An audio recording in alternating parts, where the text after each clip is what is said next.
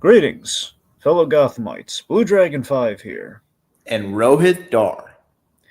And we're back talking the let's just say the season finale of The Penguin. The finale of the series The Penguin.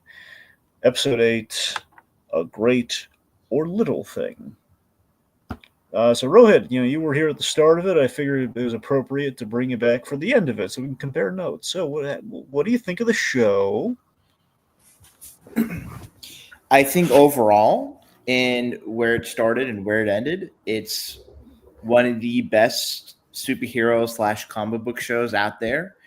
I think this show does the best thing that any sort of property could do in regards to a character that is traditionally a villain. You depict them as a villain that is immensely human, flawed, complex. But at the end of the day, this is not a person that ultimately you are to root for, care for, love for. It is a character that if you see them at the corner, you run away or get away from them as fast as possible. And I think in the midst of all that, you have great writing, great acting, and just overall all aspects of the the television series in terms of just how stories are structured, arcs, what have you. It it's a home run, and I will love to get more into details, especially with this finale episode. All right. Yeah, I was impressed by our finale. Again, it's kind of unprecedented. We had essentially a comic book show that was strong. It was basically as strong it was from the start to finish. There's not a dip in there. There was not like, well, this was great, but then that one episode, like, no, it was solid all throughout. This feels like, again, I mean, kind of my thesis kind of for the show has been this is the successful version of the Disney Plus model for the Disney Plus Marvel series. Where it's been like, we want something that can exist outside between movies without, feeling like homework. It feels very fulfilling. It's something that develops the world, develops the characters, and I could feel absolutely we just go into the Batman with, kind of like the Penguin as we have him at the end of the show without, having to factor all this in, but it certainly helps and is appreciated that, again, it's like it's supplemental, but not like, like Diet Coke supplemental. No, You know what I mean? it's supplemental in the best way possible. Yeah. Where if you can watch sort of the Batman movies, you can have a good to great experience. But if Mm-hmm. you watch this and whatever TV show spinoffs are come between part two and part three, it gives a level of texture and a level of appreciation for not just Batman and sort of the main players, but even the side players that kind of weave in and out this Batman saga.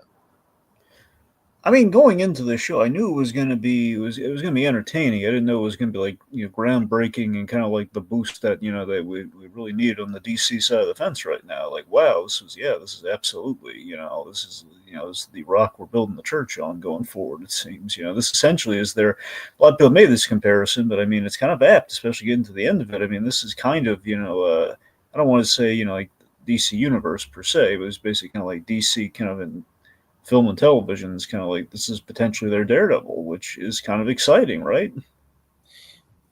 It's either their Daredevil if we're using Marvel, it's either their Andor if we're using Star Wars. I Yeah. think it's just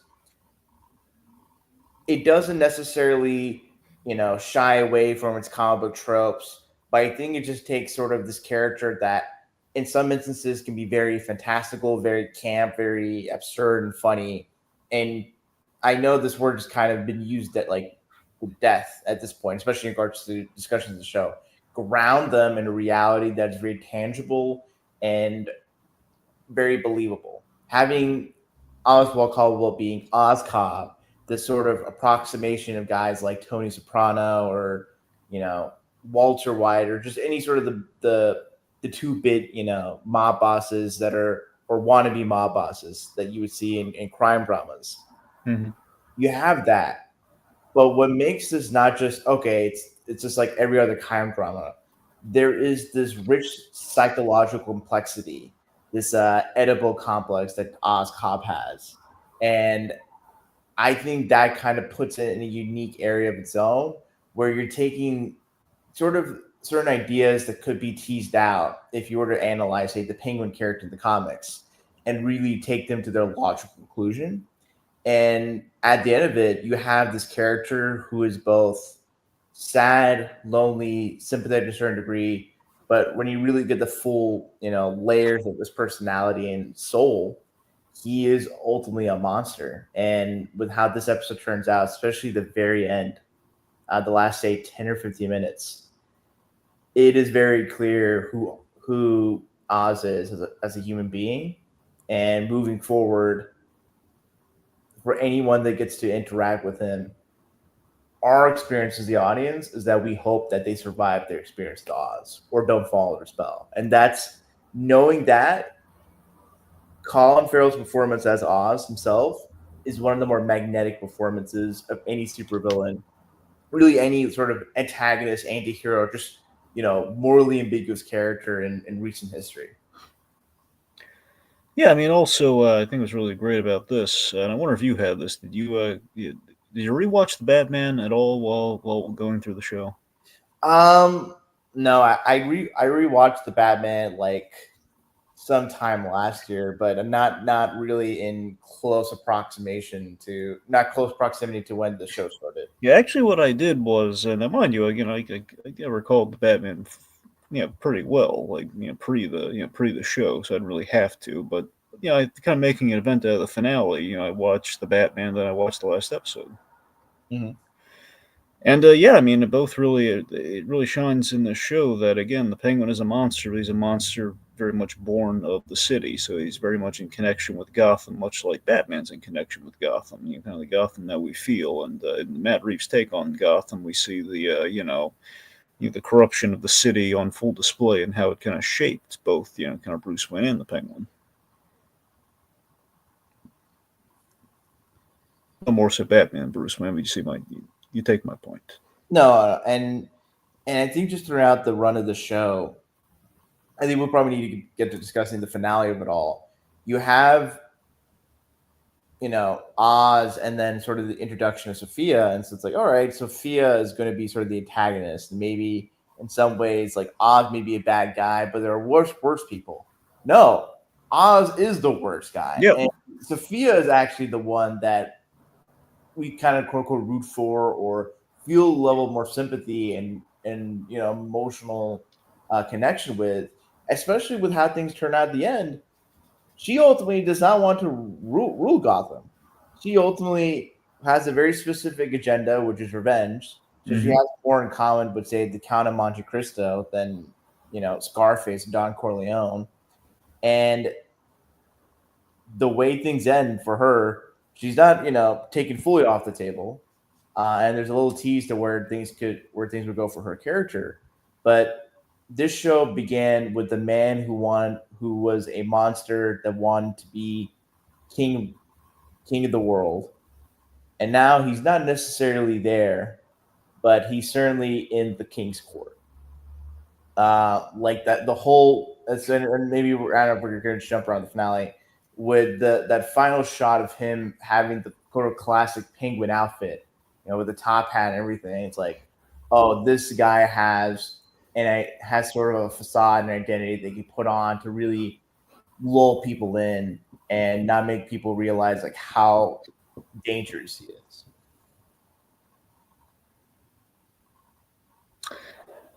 Yeah. I mean, it's pretty much he is kind of the ultimately the kingpin at the end there. At the very least, he's again. I keep going back to the show Gotham, where at the end of season 1, it's like I'm the king of Gotham. So it's kind of where he is at the end. It's kind of like he's in a high place, and he's kind of like he's got a great view of the city, and we kind of see the only person that really could take him down a peg, and that's a little light in the sky that's going for him. Yeah, he manipulated the circumstances around him to where, for an average person of Gotham, it's like, oh, this woman that was accused of being a serial killer has now been caught and is basically framed. Like, the tragedy of Sophia's character is that she went to Arkham being framed for her father's crimes, and now she's going back to Arkham again, being framed for Oz's crimes. Like, she is one of the noteworthy victims of the patriarchy in I think any a recent like piece of fiction.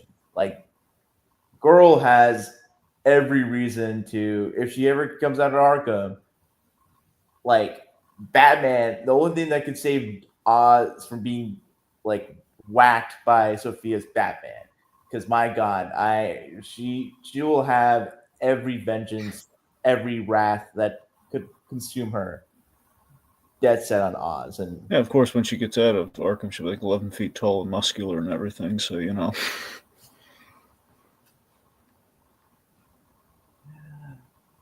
we got to put Christian Milati on a chicken, broccoli, and rice diet. yeah, there you go.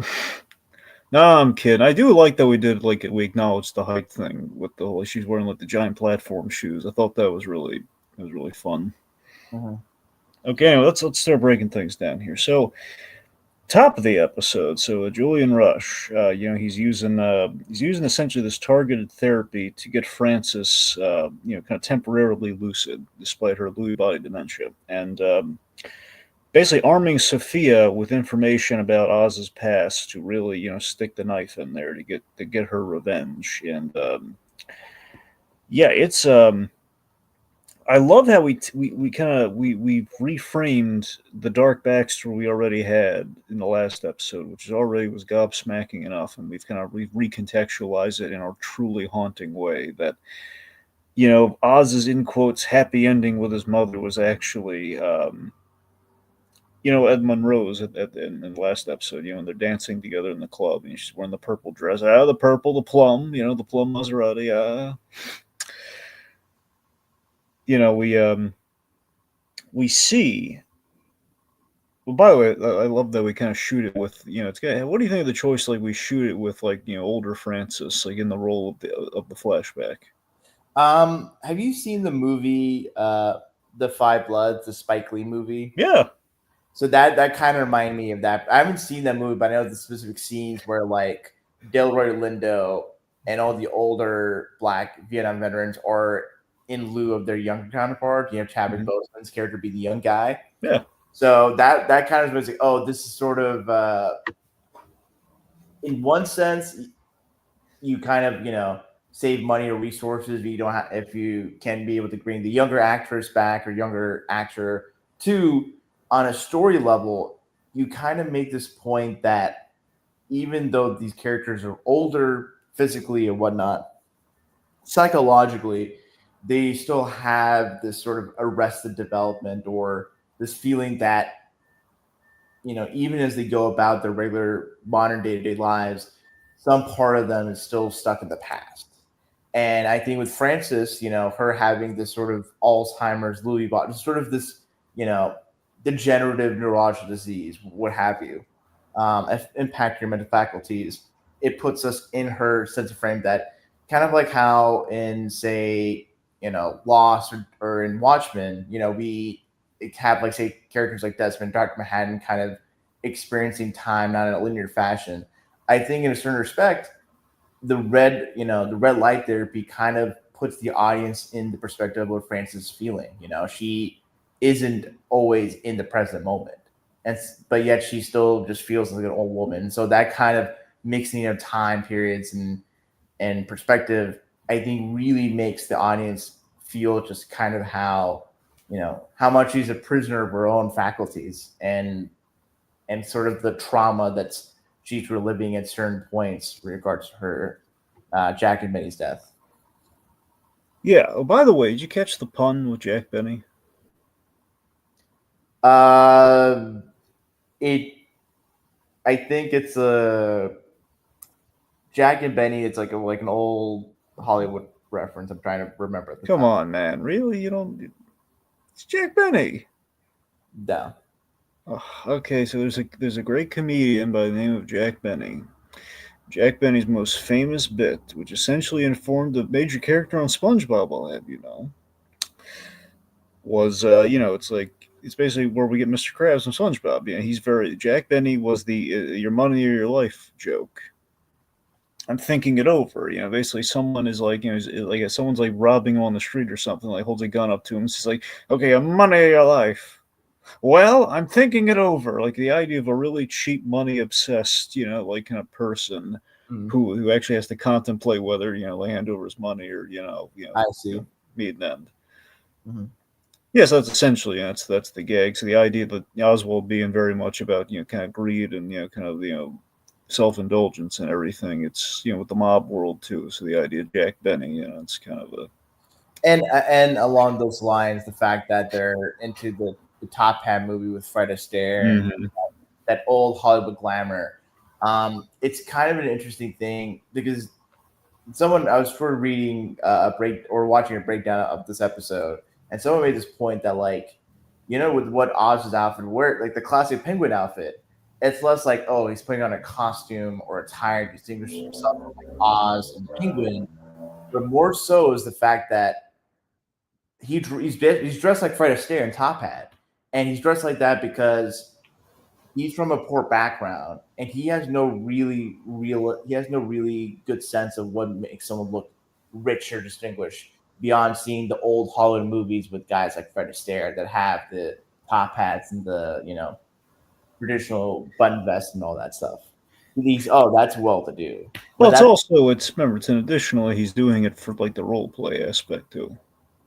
that no, I mean that too as well. Yeah, but no, yeah, I think you're right though. In terms of like what I really love about that at the end is that it's we've legitimized the Penguin kind of like going from the criminal underworld to trying to live it up with rub elbows with high society, which is a classic facet of the character. And it's not just like a throwaway thing. We kind of set up that that's kind of what his next end game is. He's kind of going from Sopranos to House of Cards to a degree. He's he's trying to make powerful friends and powerful allies, and to do that, he's got to kind of clean himself up a little bit. So the impression is he might not literally be one of the top at every scene in the Batman, but at least one scene we at least have a precedent for it potentially. He's going to be dressing up a little bit, maybe. Mhm. He's going to be a distinguished, clean gentleman, but deep Yeah. down, we all know how Oz operates. But No, I have a theory. I still think that he's going to rebrand the Iceberg Lounge by buying Monroe's, and he's going to transform it into the Iceberg Lounge, like a prop, like kind of the animated series version of the Iceberg Lounge. no, I think that's actually a pretty good theory. I think also It it was would, very formative for him. We saw what he did with the last meaningful location turn into his major drug lab. yeah, no, well, but I think with Monroe's, what's good about that location is that kind of in a way that uh, like the Monarch Theater is sort of a Yeah. pivotal place for Batman. Like Monroe's is kind of a pivotal place for Penguin. Both Yeah. for himself and you know in this episode with him kind of just basically the reality that his mom knew uh, that he killed Jack and Benny, and uh, that scene that I think is some of the best acting in the show because you have Oz. I think the most persistent thing about Oz as a character is that he will always gaslight, always will not be straightforward, honest, will try to kind of just talk past or evade, and we'll just say play dumb. But really, with how Francis is kind of just like, look, I know what you did. I know like you killed Jack and Benny. It was a shocking scene for sure. Yeah, and I think Like, was even Sophia's like, really? You're gonna let us chop your own mother's finger off? Really? and the thing is, Sophia is the character that's had like issues with her parent, like with one of her parents, being her dad. Mhm. So the fact that someone like her, who's had a complicated relationship with her parents and all that baggage, can see Oz just basically he's valuing his self image over the love of his mother. And Mhm. you start to wonder whether if he really loves his mother in a genuine way or he likes sort of what his mother represents to him. And I think the whole dynamic when especially with the younger Oz and now there is sort of this predatory dynamic where Oz is constantly like smothering her and preparing her, making her look nice. And one read you could like, oh, he's a very dutiful, intended son. But at the other end of it, there is some legitimate read of Oz being sort of like committing some level of elderly abuse, even if it's not as specifically physical or even entirely emotional. I think just the overdue influence that Oz has in making his mother kind of feed on his egos, insecurities. There's that toxic level of feedback, and the thing is, for all intents and purposes, Frances is as much a participant or as a willing participant as she could be with her mental conditions.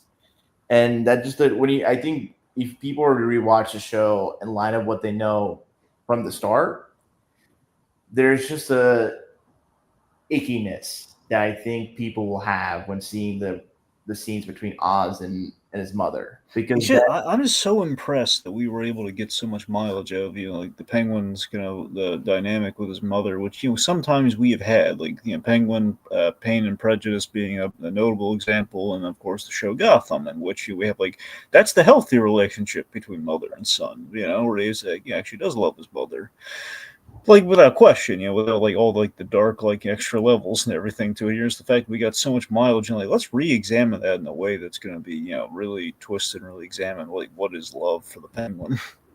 yeah, and I think part of it, I kind of, and it's kind of a unique take on sort of Penguin sort of psychology because, for all intents and purposes, like the Penguin is just kind of a guy who is shaped, who is short, stout, and because of that he has a chip in his shoulder. So it's like, oh, when he was growing up because of his parents, he got bullied, and sometimes his parents, was part of that bullying, or they were not, and so I think it was interesting was because I think back to say Tony Soprano, and Tony Soprano has a very complicated toxic relationship with his mother. Oh, really? I never would have guessed. Livy wasn't the nurturer. I mean, you come on, man. She's wearing like fuzzy purple all the time. Really? Well, I was. I mean, I don't know how much the audience has seen The I Sopranos. mean, she's laughing at people falling down. She's a laugh riot. Oh no, but I think it's interesting to take that kind of dynamic, and it's like what, and I think it's interesting that we never seen or know much about Oz's dad. And if there's a season two, I wouldn't be surprised if Oz's dad, I don't know if he shows up, but that kind of figure will play a prominent role in a potential season two. But I think what's interesting in this show is that Oz's sort of main adult figure that he looks up to and is kind of a constellation around them is his mother. And the way his mom acts is obviously not an ideal. Like it's basically the tragedy for both Oz and Sophia is that the parent that maybe if not is the best in the case for Oz, they got stuck with the parent that enabled or gave them the neurosis and psychosis of like for example Sophia with her dad and then Oz with her mom with his mom.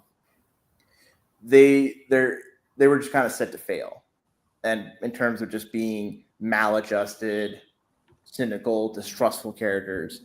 I mean, although Sophia probably there's more of a later break, but it's just sort of interesting that for Sophia, maybe if her mother was around, she could have been protected from the worst of her father's, excesses and sins, and then maybe people like the show talks about Oz's dad as being like a deadbeat or about liable, but the thing is with both Oz and Francis not being the most honest and truthful of characters, there's a little bit of subjectivity in terms of whether the dad was really that unreliable or that much of a loser. If anything, he could have maybe not have been the most economically successful. Might have just been a decent guy. And I think with how Frances in this episode, specifically, she was set to kill her own son, but then decides not to. And the fact that her son promises everything in the moon, there is this implicit acknowledgement that if Oz succeeds, she gets the life and the luxury. But if he doesn't, then this monster that she sees her son as failing, that's also a sense of relief for a positive in her mind. And that is just that, like, if being in Oz's situation, all that he has, there is a level of like sadness that you feel for him to be stuck in that kind of perception. Oh yeah. Yeah, Rex Calabrese. I always kind of looked at I looked at Rex as and it was kind of confirmed here. When we first saw Calabrese, I always read it as like he turned him into this Paul Bunyan kind of figure, like this monolithic kind of Vito Corleone kind of kind of like gangster. Which when we saw him was like he seemed a lot more he didn't seem like Vito Corleone like in Godfather Part Two, even though that's kind of what I was kind of made him out to be. Which I like the layer of like he just the way in which he builds up the mythology in which it's not really there, which we kind of saw like from the like he says the city took his brothers, in which well no they drowned within the city, but that's not really the same thing. Oz, you shut the door on them. So just Calabrese just seemingly he very much made it look like Calabrese was a guy kind of cared about everyone, everything in the neighborhood, which may or may not have been the case. It seems like he was nice to nice to the Cobb family because she cooked the books for him. Mm. That was the implication. I mean, I think that kind of speaks to Oz. It's what Oz is saying is not true in regards to his past, but I think what he says about his past is indicative of his perspective. That yeah. Well, that's things like he saw Calabrese as like we saw that scene last episode where he's walked by and he's like nice seeing your ex. Where he's building a rapport it's not remotely there. And in this episode, we see Rex kind of like he shows up there and he's offering her just the idea that his mentor even wants him dead, is his fake mentor, kind of like so you can kill him or you can nurture that. It's your choice. We'll support you either way. But I think what's really interesting about that whole, sort of illusion breaking is that Oz, I think, if nothing else, he is a man that that maybe he doesn't say this out loud or really expresses it in any sort of eloquence, but he is a man that really appreciates some level of fantasy or an illusion that's grand. I think the fact that both him and his mom were into like old Hollywood musicals like Top Hat and Rita Hayworth, and it's because whenever people sort of talk about old Hollywood, there's sort of the glitz and glamour and sort of the escapism aspect of it. And I think for Oz, there's certain stories for working class people where they struggle and they may not make it to the richest, but they have their family, they have it all together. Oz was a kid that grew up in a not so great life and then saw this escapism and was just kind of enamored to a point where he willed his environment to be glamorous or on the way to being glamorous. I think the whole what this kind of reminds me of? Do you remember how in say like one of the episodes where Sophia and Sal go to Oz's penthouse with like the the music and the whole like kind of decor of it? Yeah. So both Sophia and Sal, being sort of the like old money, they think that Oz's attempts being classy and rich are tacky. Oh yeah. But Sophia absolutely thinks he's tacky. Yeah, but the thing is that for someone that grew up where Oz grew up, that's sort of their idea of wealth. That's their idea of class and all that. Yeah. So I think with how Oz kind of hyped up his relationship with Rex, or how Rex is like, in the bigger picture, Oz is not really grounded in what is actual wealth or status or power in the grand scheme of things. But all he wants is respect. Yeah, he's respect, but it's very parochial, very regional, very like this guy is someone that you would have recognized in like a New York neighborhood in the 50s or 60s, kind of hustling and working with loan sharks, racketeering. Sort of, he's a small guy that that wants to be the big fish in the small in any small pond. And I think for Oz, if he is just a guy that owned like maybe a few street corners but didn't own a city, a part of him may have been okay with that. But I think what's interesting is sort of this dynamic where he's a well-to-do guy, like he's wants to be a well-to-do guy that helps his community, but at the same time, he's also wanting to amass a level of power, a level of importance, to where he brings out this whole populist, message is like, hey, the big man's screwing you over.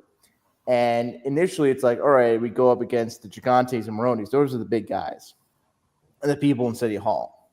But then that kind of mentality then kind of, seeps through to where all the individual criminal gangs kind of like kill off their main leadership. And then there's a new change in the vanguard.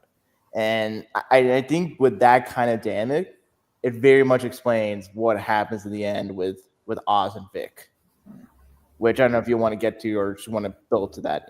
Well, I think we should try to talk about some other stuff first before we get to full on like the big Vic scene. Mhm. All right, so a few things.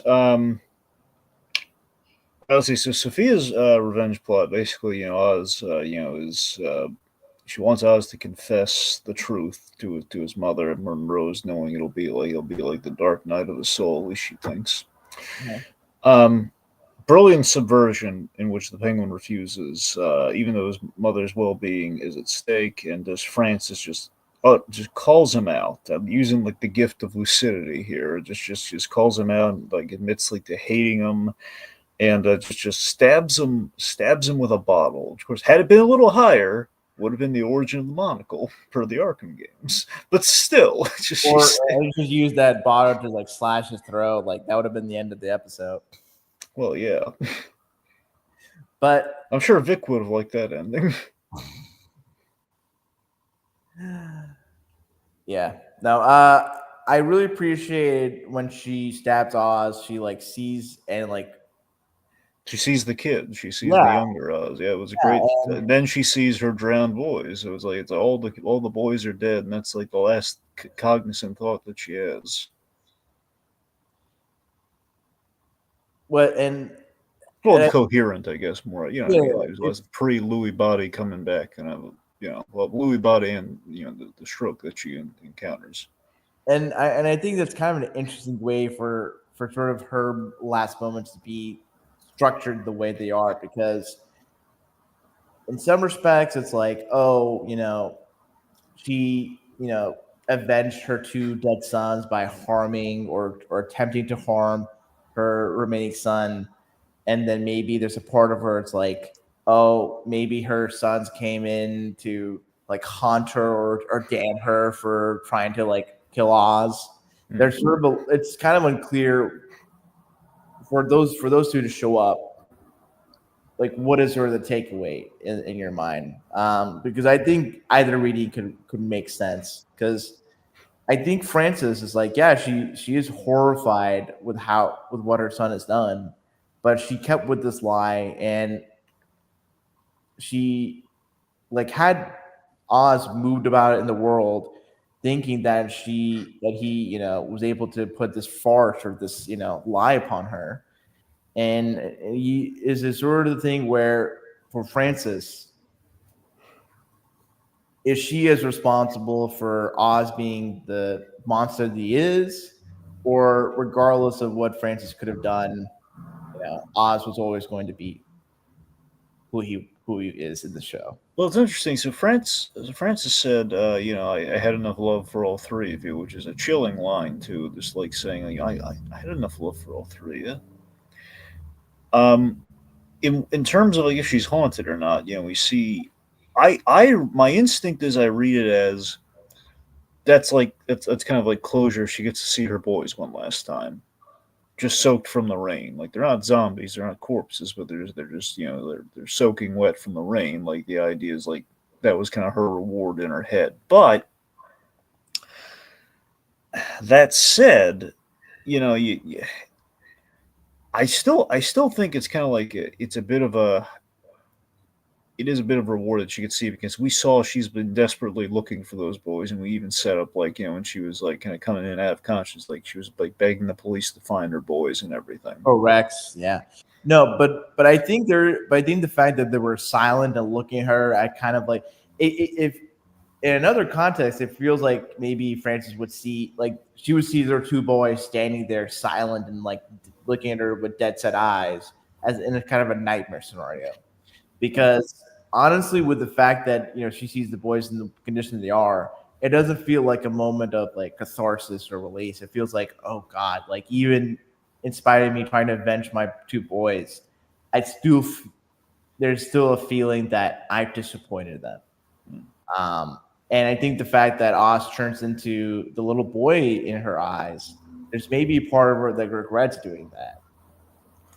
I mean, I think so because there's the thing, Oz. Despite the horrible things that he did, again, the horrible act that he committed, everything else has been in the service of his mother. Mhm. You know. And I think there's sort of an interesting point to be made is that Francis let Oz live because Oz, in his sort of monologue to or speech to Francis about he recognizes her worth. She should get the best life, all this and that. You know, Oz is a selfish person, but Francis he got that from his mom. His Yeah. mom, in a certain sense, wanted to live a good life, wanted to have the nice things, and she also loved those old Hollywood movies.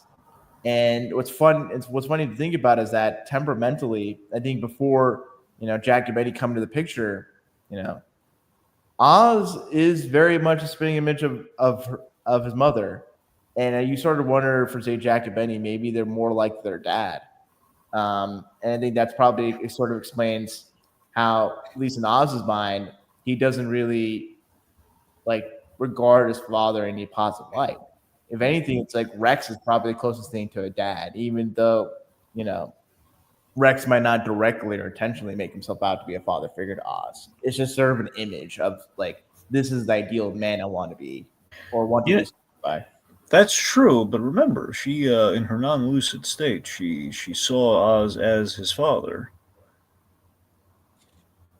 And I think that's sort of the tragedy and complexity of Oz is that as much as he's like his mother and wants to do right by his mother and all those kind of complexities, he has some parts of his father to where I think it'd be interesting. If there's like a season two of the Penguin, I'd be very interested to see if Oz's dad shows up in the picture somehow. And Okay, so at the hospital, we have kind of Oz at a low of lows. His own mother tried to kill him, but he's in complete utter denial about this, and he's kind of patching himself up, and we have Vic kind of giving him a pep talk about even with everything in shambles, the drug empire gone. It's like that wasn't really the big achievement. The achievement was you rallied everyone together, the criminal element together, Oz, and you got the power back on, which I love this because. This was his big achievement. That was his Rex Calabrese moment. Like before everything went pear shaped, he was outside the building with the lights and everything on, and he felt really good about himself. That was his happiest moment in the show. You and know? and that caused like one of the more positive and warm moments for his mom. When the power Mhm. came back on, the music started playing. She came out on her feet and just danced with Victor Yeah. before he came in, and that's the thing that's that Oz, in certain respects, could have been a guy that genuinely looked out for his community, made sure maybe he would have to be some level, maybe had to commit some level of crimes or be some low level mob boss. But there could have been a part of him that genuinely lived up to sort of his image of making sure that people got turkeys and Thanksgiving, make pay for bills or what have you. But with the way that Oz operates, there's always that sense of wanting more and never feeling the need to stop. Um, and that desire kind of just propels every sort of horrific and monstrous decision that he embarks upon in the show.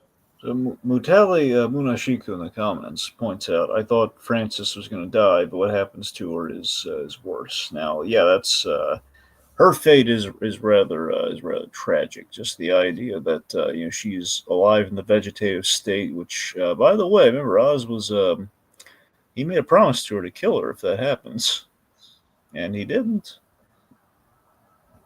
So that's where you get into the kind of the elder abuse thing. Right there is the fact that he's going to violate her wish there. Yeah, He's but you see him utterly devastated in the hospital when he has that news, and he's like, he's like all of this, and here's the thing, he wants the proud of your boy kind of moment, from her, to quote Aladdin there, but he'll never get it now. He's achieved the modicum of success that he achieved the goal that she basically has said, at least in the past, that she wanted for him and everything. He's the top dog, despite this major setback in their relationship. And now he'll never hear the words. Like, that's a great kind of fate for us. It's a great but karmic fate. but in a certain way, considering that how petty and vindictive Oz is as a person, in a way, him keeping his mom alive and having her be kind of prisoner in this big penthouse is basically his form of revenge against his mother for attempting. I think you could read it that way, and I think maybe you're right about that. Like, I think it's on a subconscious level. That's what's going on there. But I really think primarily it's like he can't let her go. He can't let go, like, the illusion of it. I think both can be true, and I think especially what's interesting But about I'm saying subconsciously you're right. So you're right. Both are true potentially. It's because I think part of it is also that like he doesn't tell Vic all the facts there. He says that Sophia stabbed her. Sophia stabbed me. I think what's interesting is that for Oz and keeping his mom alive, there's part of him that has some level of vengeance for her trying to kill him and some level of affection and wanting to not let go. But there's a part of him that in keeping his mom, in being sort of this caretaker and all that, it enforces the self-image that Oz has of being a provider, of being like the idea of like his idea of being a man is Rex Calabrese. And how is Rex Calabrese defined? He's the guy that took care and managed everyone else's lives. And I think in his mind, if he wasn't taking care of his mom, he wouldn't be a man. And I think if he were to just sort of let his mom, be taken care of by the hospital, state, or what have you, it's like Oz is a very old school guy and has very probably traditional ideas of like gender roles. And for men, it's always being the breadwinner, being the provider, and making sure things are in order. So I think for Oz, him, keeping his mom, even if his mom is not at all in a condition to where she can appreciate or even consent to all this, he's just kind of playing the part of being the provider, of being the man of the house, or in this case, the man of the penthouse.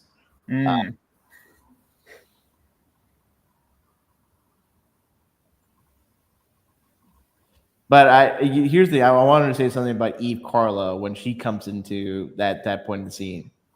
You remember how when Sophia comes to Eve Carlo's apartment, she has her hair in sort of a bun or kind of all in curls, and she specifically tells Sophia that Oz doesn't like her looking like this. Yeah.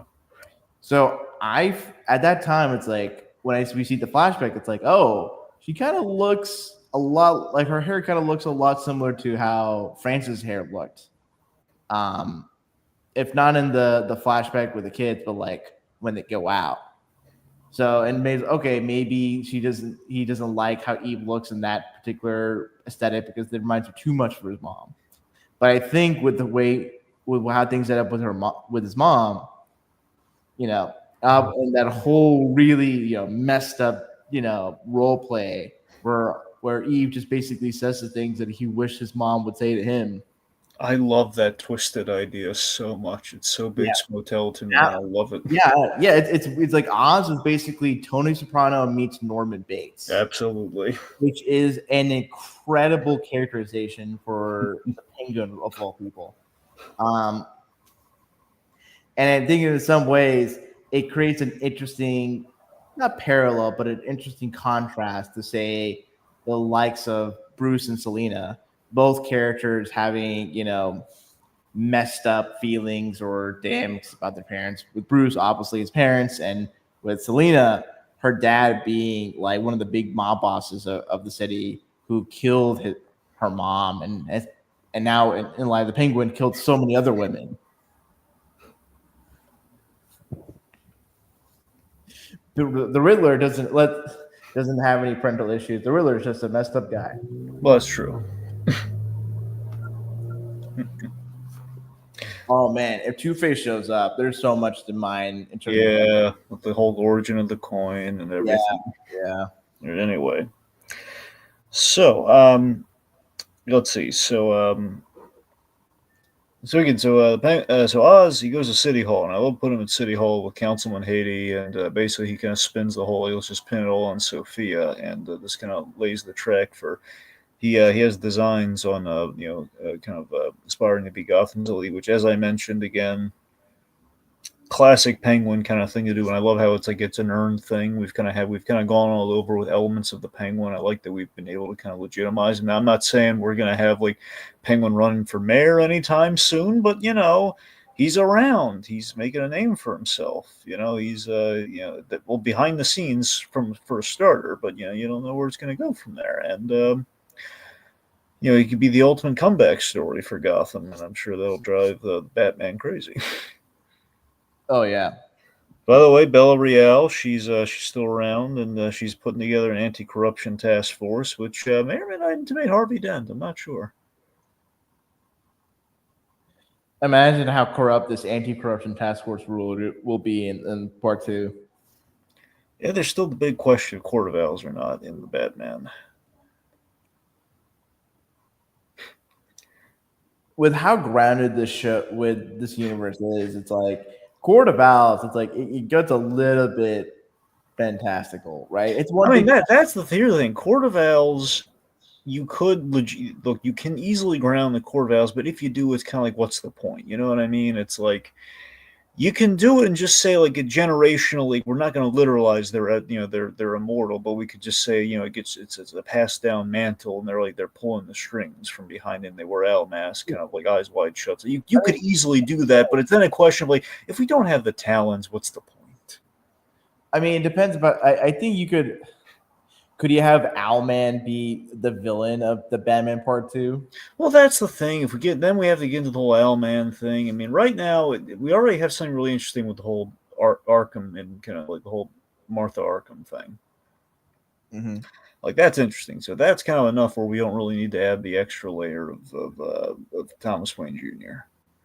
Well, it doesn't have to be Thomas Wayne Jr. It could be Well, just you know what I mean, though. Like if we did the full Owlman like that, but even so, if we actually do like a Batman versus Owlman, it does feel a little like I don't know. It feels like we're already trying to we're trying to get to a point where we can call this guy Batman. Let alone do we have like a guy who's like an owl, and we have to legitimize that.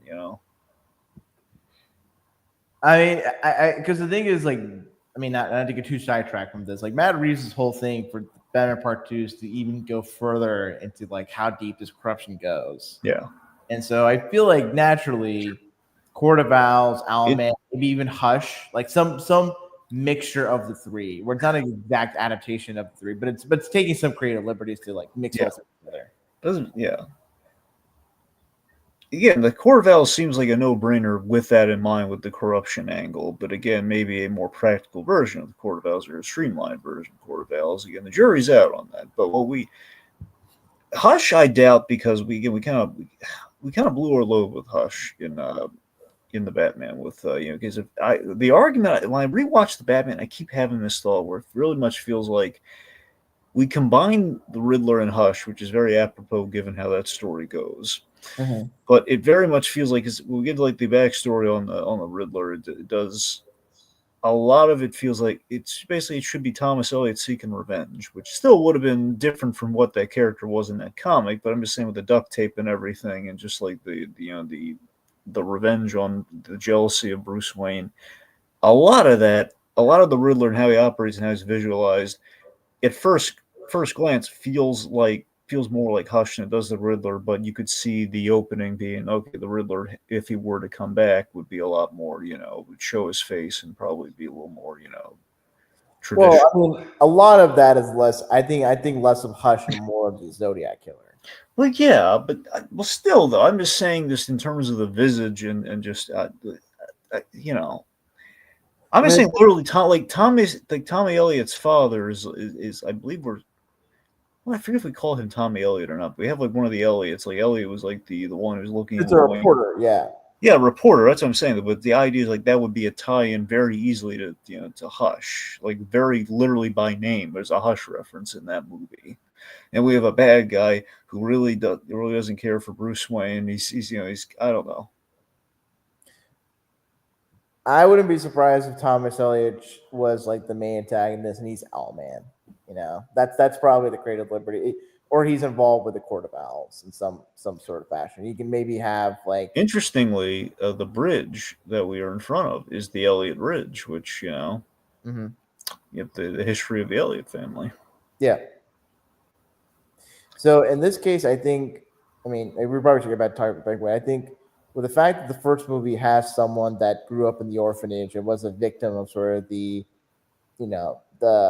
apathy and selfishness of the rich, having the second villain be sort of the epitome of the wealth and power and prestige, the upper crust, that would be kind of a good 180. And Bruce having to deal with that would be kind of an interesting, thematic continuation of the first Batman movie.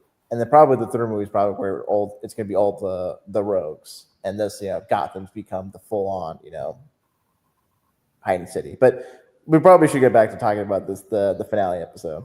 Yes. Okay, so the point being, we because of this plan, Sophia. Meanwhile, she's put a hit out on Oz, basically, and she just wants to get out of the city at this point. But she'll give all of her family's territory and resources to whoever brings her the Penguin, and Zhao seemingly is the guy to do that. Now, she burns down her whole mansion in doing so, also, just like literally burning it all to the ground. Mm-hmm. So I really do love this solution that the Penguin had here. I love that it was Vic. Vic really came through for him. Vic really one gave him the idea for it, but also he kind of like rallied the troops and the gangs through Link, and basically the idea because of this went to the Penguin of like, wait a minute, he was able to convince Link who's like the number two for Zhao. So what if like I used to be a number two? What if we rallied all the number twos and basically pulled like a Godfather coup at the end of it, which they did. Mm-hmm. Which I thought that was brilliant. I thought it was great, and I do love the reference to Godfather in that regard. Without But hitting you over the head with it.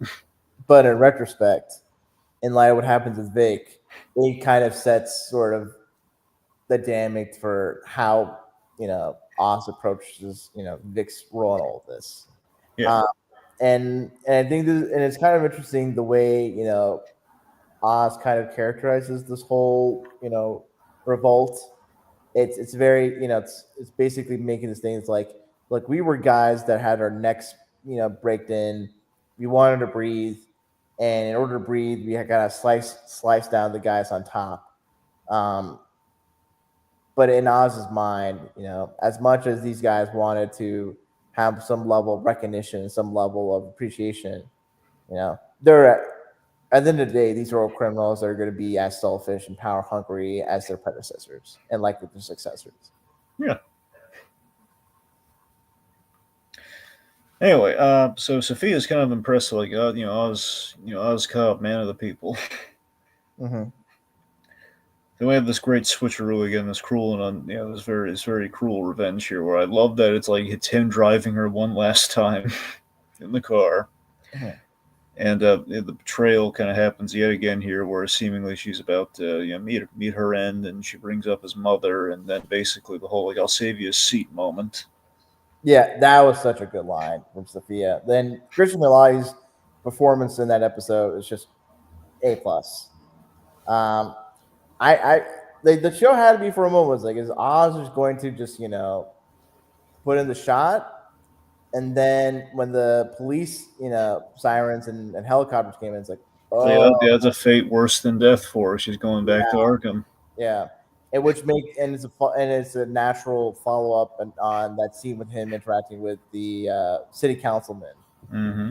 kind of talking about the whole like, hey, there's this broad that's kind of dangerous, and it's like, oh, you just handed her on a silver platter, raised the bona fides of city councilman, and city councilman is now in Oz's pocket.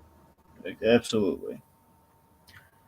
So it was just a really great and just kind of oh man, it was a really good move on the Penguins' part and just really twisted that now she's back in Arkham. Dr. Rush is there. I question the logistics there, but I'm not. It's like kind of a we don't care. We're at the end of the season kind of a thing. They were like, okay, fine. Somehow he ended up back there, left of his own volition. I guess maybe he can get a job back there. Who cares? The point being, he's there. She's got an ally inside the place, and we get the Selena Kyle letter. Mm-hmm. Now again, this is something that people, kind of forgot about. That yeah, Sophia and Selena are related. Like it was a big plot point to Batman that Carmine was most likely her father. Oh yeah. And yeah, so she does have like some family that they kind of also hates Carmine. So there's a little bit of hope there. That was a good reward for her. That after all the terrible stuff she's been through, Selena, who's outside of Gotham right now, she's she's reaching out. I don't know. It's kind of nice. In some sense, she's kind of getting a family that like actually might have her back after all that she's lost, especially with Yeah. Alberto. It's a complete 180 from the dynamic of Sophia, Selena, and Alberto in the Long Halloween. That's the thing. Where it's like Sophia was basically in Long Halloween was like the more masculine type figure, and Alberto was kind of the wimp of the family. And whenever Catwoman showed up, she would obviously out for blood. And in this universe, the fact that all three, or at least like Sophia to Alberto and Sophia to Selena, would have likely positive or mutual, or at least neutral to, or at least neutral relationships, is such an interesting spin on it. And I kind of wonder for Batman Part 2, if Sophia's going to be a part of it, is Sophia just going to want to be part of the criminal underworld? I assume not. But then what is her role beyond just wanting to get revenge on the Penguin? Well, if I were to speculate, I would imagine that in getting revenge on the Penguin, like Selena's incentive would be like a big score, would be kind of like robbing them blind, and because the Penguin did well, I mean the Penguin did shoot at her a lot in the Batman. So she doesn't really like Oz, but she used to work. Plus, she used to work for him too, so there's there's some insider knowledge.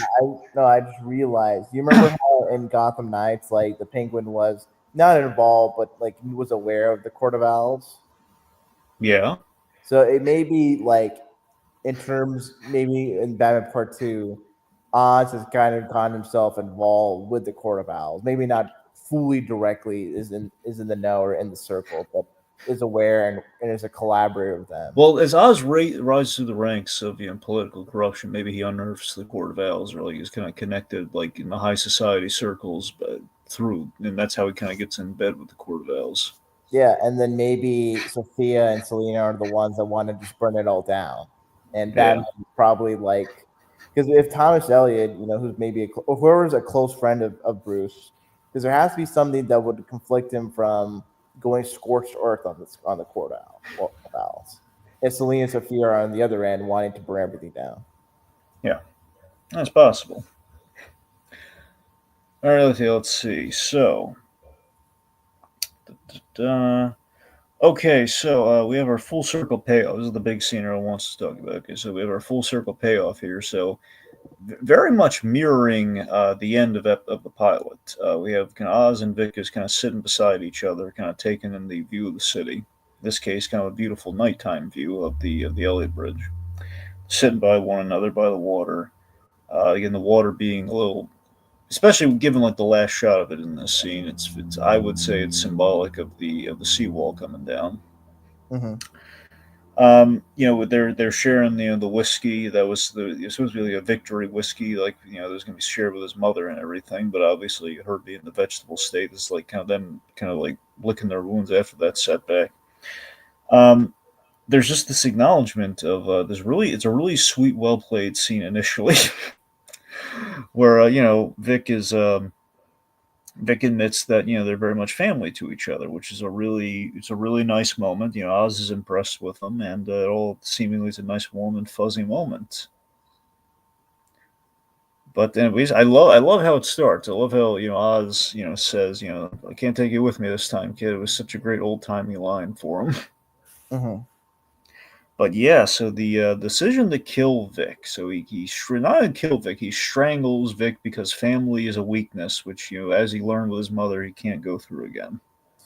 And also, I think I was reading through something I read. It's like Oz uses family as a weak point for the other like gangsters, especially with the Maronis Hmm.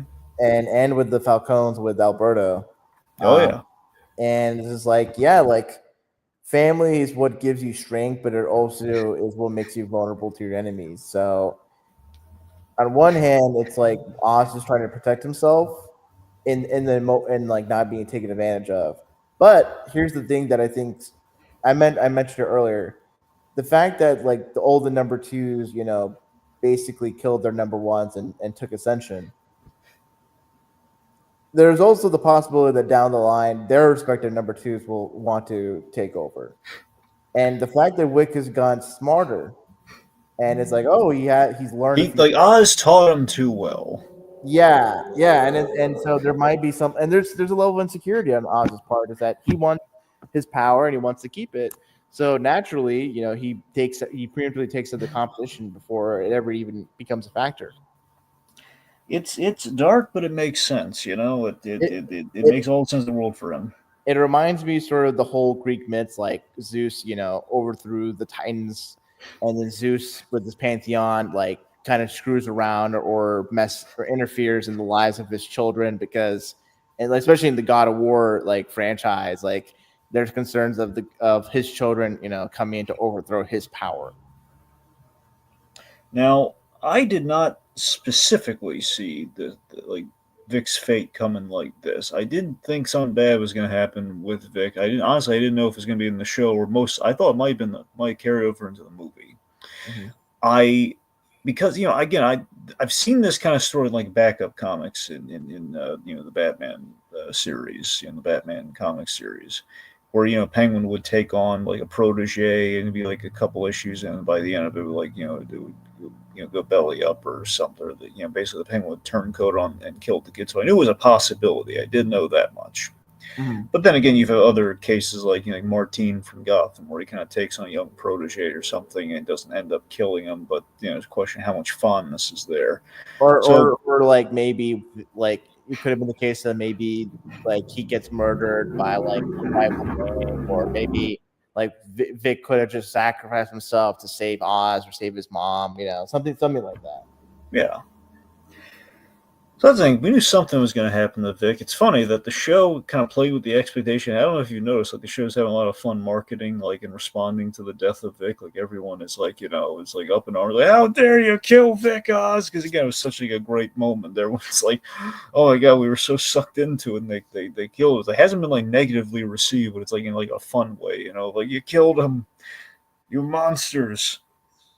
A lot of people apparently they play into the marketing somewhat. Well, they didn't market it, but it was like a thing where they didn't combat it, and they played where a lot of people speculate Vic was going to be Victor Zaz, and they did acknowledge that.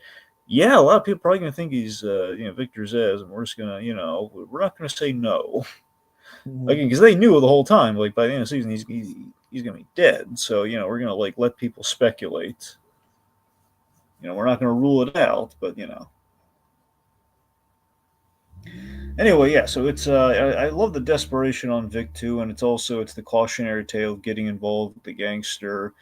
It's everyone who gets close to Oz and shows like genuine love and affection for him. Some bad really happens to him. It's it's a it was a gut punch, man.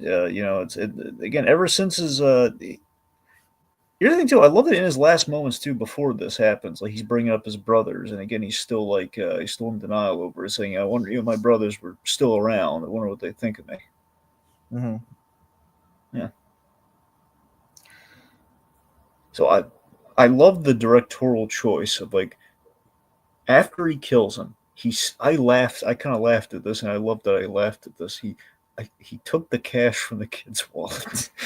And he just took out Vic's ID and threw it in the water. Now I love the symbol. I love the symbolism on two fronts with the ID thing. When they first met, he took his ID and he tossed in the water, which is symbolic of the seawall.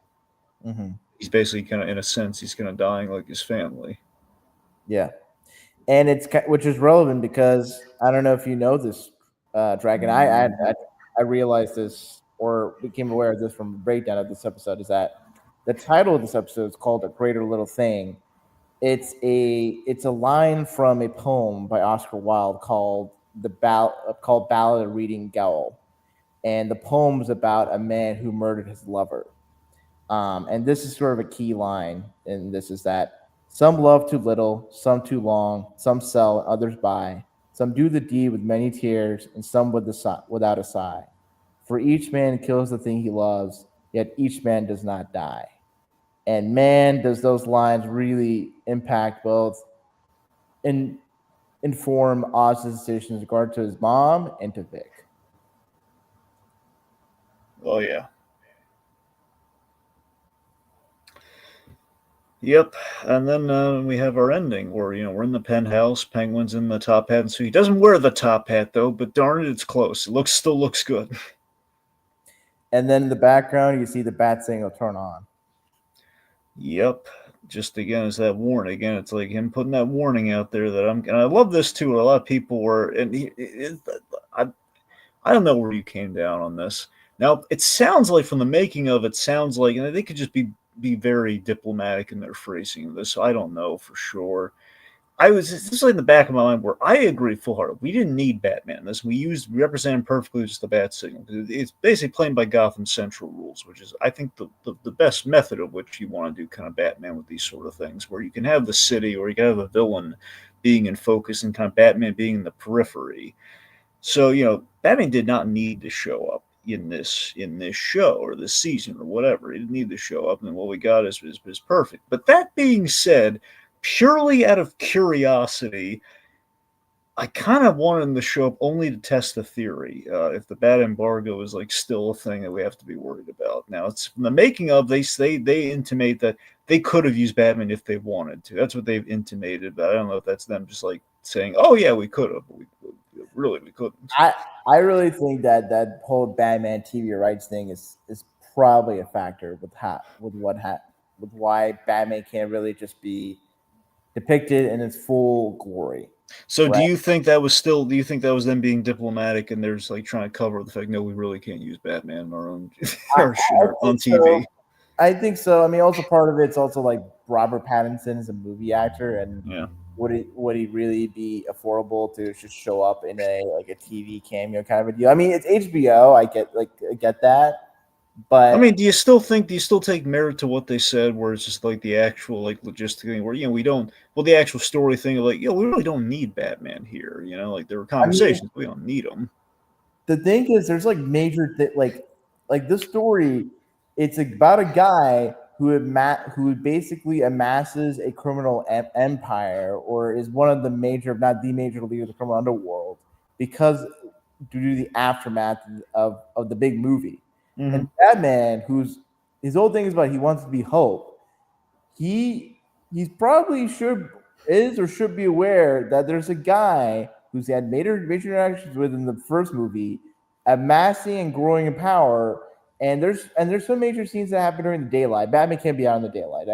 Well, that's the thing. So I love that. Here's the thing with the logic of where is Batman during this. There's always like the question with these sort of things, and they're like Rohit, I don't know if I ever told you about it. There's this just excellent. There was this excellent web series that Tegan and I covered. It was kind of a bucket list thing I always wanted to do. was called the Joker blogs, which essentially okay. So you're aware of the Joker blogs Mhm. then. Like, Yeah. anyway, so for those out there, basically Joker blogs is kind of like a wonderfully fan made series. Sadly, without an ending with season 2, but let's just say taking season 1 in a bottle is a fantastic continuation of what happens between The Dark Knight and The Dark Knight Rises with the Joker. And I really like it.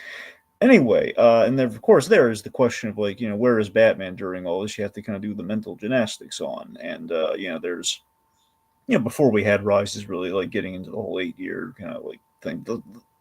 My point being, at a certain point, you have to kind of weigh like events and like when like when certain responses would be, and here it's kind of a logic of everything would be under Batman's radar in terms of like a personal kind of like gang war, kind of revenge conflict sort of thing until the bomb goes off. That's when it would be on Batman's radar. But that bomb goes off in broad daylight. So really, it's a question of like, okay, so the big the Oswald confrontation at the airport hangar. That's like the one thing that would be going on outside of Batman's periphery. That's the miracle exception of okay, he's probably busy with other stuff. But I aside, mean, the fact that there's a new drug on the market, it's like stuff. Here's the thing: if Batman's not there for like when this major stuff happens in the show, at least he would be able to. At least should be aware and investigating like the aftermath. Like that there was a new drug out on the market alongside drops, and considering Batman's aware and is like busting drops or whatever,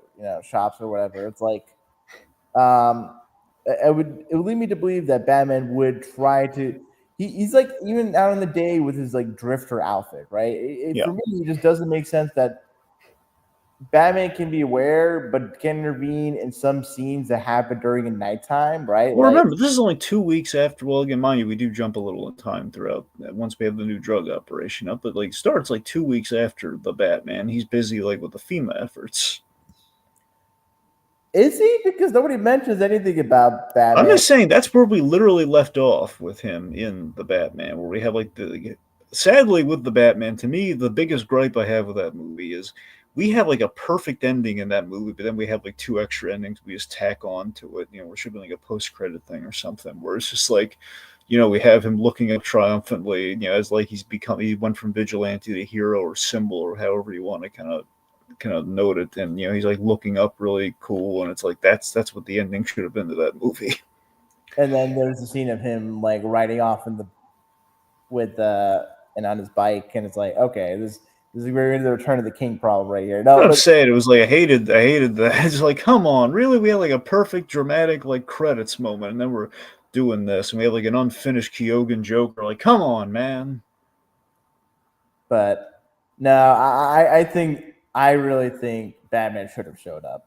Realistically, he should have shown up. I mean, I just honestly, I only want to show up just to test the embargo thing purely. It's not a good reason for him to show up just to test the waters. Like, come on, let's bump up against the stupid rule. Let's have him show up. And then a bunch of Disney lawyers send a cease and desist letter to Warner Brothers, and then that's where things get a little It's God, I would go on record. I detest, I hate the bad embargo so much. It's such a stupid thing.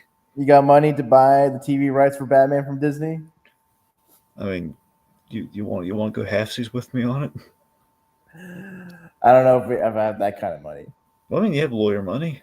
Lawyer money is not Disney money. Let's be real. You just had to buy those Saul Goodman suits, didn't you? You just had to. Oh man, I have better fashion sense than Saul Goodman. Nah, I don't know about that. No.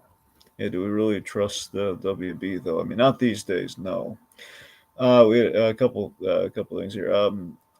Mentally, the was mentally, like I said, it's just ill. It's a small kid. Mentally ill loner John Kelling says I have the Joker belongs on DVD. I too have the DVD, the signed DVD.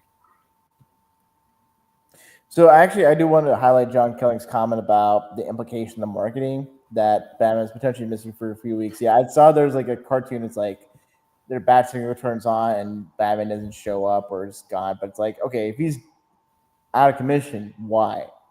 Imagine this. This is never gonna happen. Imagine the opening of the Batman 2 is like he's missing because he's in the maze, in the Court of Owls, and that's kind of where we start our story, and we kind of backtrack a little. No. Bruce just wakes up. He just had a very overdue siesta, and he just napped his way through the Penguin. Alfred, where's my where's my adrenaline needle for the suit? Where is it? Yep, Alfred is healing. Yep. Alfred's just talking Hey, to. by the way, I was rewatching. I had a question for you, Rohit. I want to know what. So obviously we talked about this ad nauseum, but is Alfred missing legs in the Batman?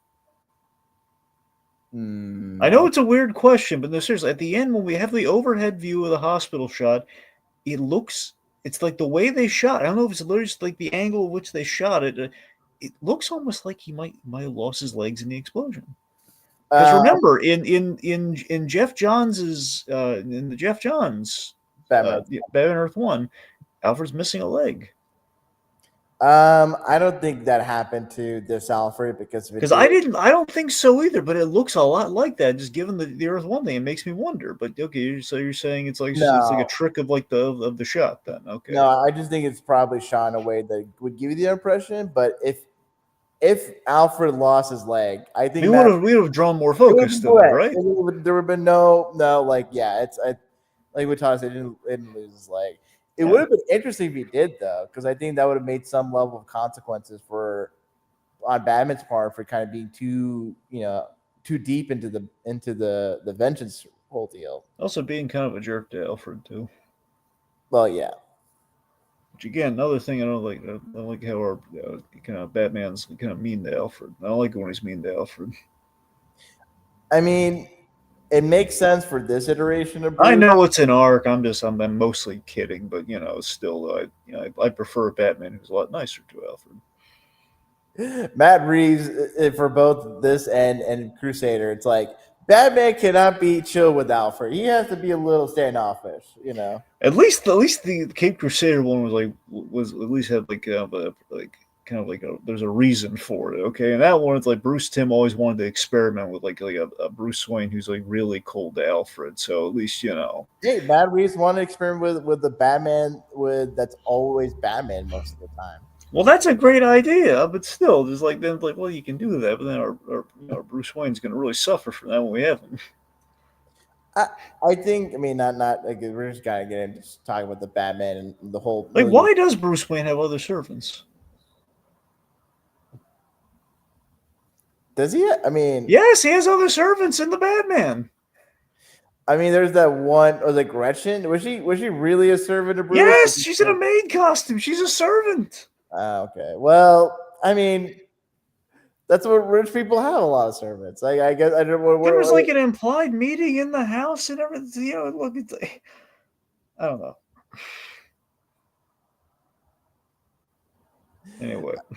Yeah, I really feel like Dragon. I feel like we need to set you up with Matt Reeves, and you just lodge him all these questions, and hopefully he'll have answers for most of them. All right. Anyway, so speaking, I guess to kind of round things up, it's again we have kind of a cool ending, which again just we've already kind of acknowledged. It's cool, like things are coming there. Batman's probably giving him a warning of like I'm coming for you. Stay in line. We have we had a really good comment. I was trying to find it here. God, where was it? Oh yeah. So Mutali earlier on, he brought up. See, Matt Reeves has revealed a couple things, saying that Oz, he will appear in the Batman Part 2 and have 5 or 6 scenes, mainly because poor Colin Farrell can only do so much. Yeah, that makeup job. Props to Colin Farrell for because he did like 5 or 6 scenes, like maybe. I think it was more than 5 or 6 scenes in the Batman, but he basically did so many scenes, and he did not anticipate doing a whole series worth of Oz, which My understanding though is that like the makeup artist didn't create a method that he was able to do all the makeup in a lesser amount of time. So I hope that Colin Farrell didn't have to be constantly waiting like 3 or 4 hours to get through all that makeup. Well, it sounds like again they did like the makeup was very central, so they would have figured it out there, So, I mean, from what I understood, like some of the most, like I'm just going off of like Del Toro stuff here. Like Del Toro, I want to say the best. I think the best you could condense a makeup job to is 2 hours, like a No, full body makeup thing. I think. yeah, 2 hours seems. That's I think that's probably what happened for Colin Farrell for the Penguin show. They got to 2 hours, nothing more, nothing less, and then I heard probably something really adorable though. Like they have like they put actors who were in like heavy prosthetics into a cold room. Mhm. You know what they called his? the Iceberg Lounge. No, the The igloo. okay. Yeah, they Yeah. called it the igloo. It's adorable. All right, let's see real quick here. Objectively, if Bruce was actively more involved in enterprises, he probably would have noticed the renewal fund being abused by the corruption. See, now I want to I bring this up because with the Batman Part Two, it does seem that we're when when I rewatched the first movie, I did see a lot of things like that. Where like, yeah, we really have like Reeves really is exploring the corruption Gotham in really interesting ways in which we kind of like expand upon the Telltale stuff. Only we didn't kind of soft pedal like like the we didn't play up the ambiguity. It's like, well, sorry, let me scratch that and reverse it. It's kind of like a more ambiguous version of the Telltale stuff. Where Telltale, was very much like the Waynes were, corrupt acts were done, but basically Bruce Wayne's been kind of like kind of redeeming the Wayne name. Mm-hmm. And here, like a corrupt act was done, but not intentionally. So it was a little more muddied. And we have the fact that we had the city renewal fund. Basically, Bruce Wayne is very the Wayne family has kind of created the criminal element that potentially killed them, Mm-hmm. which is rather interesting and poetic, and just giving him something to really kind of go up against in the movie now that he's aware of this. And so again, he's very much casting that I don't need to be Bruce Wayne, and he probably will have to be Bruce Wayne. We're gonna have to see if he if we can improve that element from the first movie. Again, fingers crossed that's what the plan is, and it's going to go well. I know it's what the plan is. I'm hoping it succeeds. I don't know. I don't feel like it's any less of. It's not necessarily improving so much as that, like Bruce, like Matt Reeves was very intentional in having Bruce the way he is because Yeah. it's like, all right, like how do you have someone that's all the time Batman and has very little Bruce Wayne, and what are the consequences of that? So I feel like the way the movie turns out, you wouldn't have sort of the corruption issues or whatever if you had the traditional Bruce and Batman thing, right? Mm-hmm. Um, That's what I'm saying. Like I can see the logic in what he's doing, but I really need to see a payoff before because again, on its own, it does feel like man, we really did Bruce Wayne dirty in film recently. But we gotta. But again, if I can see the potential there, we just need to stick the landing. So I hate the gambles like that, but I don't know. He hasn't steered me wrong yet. I think as much as people like make the joke as like, oh, this is the origin of Batman in 3 movies. Really, you can make the argument that for the Matt Reeves Batman, it could be over the course of parts 1, 2, and 3, it'd be the origin of Bruce Wayne. Yeah. And I wouldn't be surprised in the second movie he's more of the traditional philanthropist, involved in making the city better. And probably the third movie, at whatever point in that when that comes out, he probably would be a little bit more to the playboy. Obviously, the persona of it, not that Bruce would actually be like a real life playboy, but just playing up that part. I heard there have been talks of right now the estimation is that the third movie would be the Joker face off. And if that's the case, the interesting component of that is the whole Arkham background. So I mean, that would be the thing to really explore. Like it's it really feels like the arc of these movies is going to be Batman. Kind of like going from the going from vigilante to hero to symbol, and then just kind of like I guess. Well, you know what I mean. He kind of goes from vigilante to hero, and again, he's been in broad what To superhero. Yeah, sure. The superhero with the whole superhero supervillain kind of thing there. But you know what I mean? Like kind of maybe like ideology perhaps, with Batman and Joker, maybe by the third one. Because think of the fact is like the very direct influence for both the Nolan trilogy and then like the 3 trilogies, The Long Halloween. And I think for Reeves, he's taken about very much the aspect of that, the transition from gangsters to supervillains, And for Nolan, that was through the introduction of the Joker and how things kind of like, although there wasn't really any much direct follow up with like an expansive rogue gallery. I think for Reeves, with the fact that this is a world that has some villains, it's probably an escalation to where, okay, we're gonna actually see like by the third movie a full set of rogues and villains, or just more, or a set of villains that Batman will fight in the third movie. Yeah. Okay. So I think we've pretty much covered the gamut here because we're going to be here all day talking about all the speculations on sequels to the Batman and all the potential things that are planned there. But again, overall, I guess me to round things out. I mean, again, the Penguin series, just again, everything I think we could have hoped for and more. And it was a thrilling ride, just peak television. Phrase we don't use often enough because so rarely do we get it. And it was a great testament to the character, and definitely if anyone's keeping score, I mean right now it's one Penguin, zero Joker this year. Bet on Oz. Bet on Oz. Yep, bet on Oz. Which is kind of funny to think about that Oz is kind of the man behind the Wizard of Oz in a sense. There you go. All right, so let's thank the folks for tuning in. Unless, did you have anything else you want to say, like to round us out, or? I would say for the audience right there, I mean, The Penguin is one of the best superhero / comic book shows in recent memory. Everyone involved in the show, from the writing, acting, directing, was firing on all cylinders. And I hope with whether there's a sequel or just another spin-off of the Batman saga, that it's of this quality, if not better. All right. Okay, so let me thank Matali Munashiku. Get the mentally ill loner John Kelly. We had Jacob in the comments as well, and I think that's about it. All right, good night, everybody.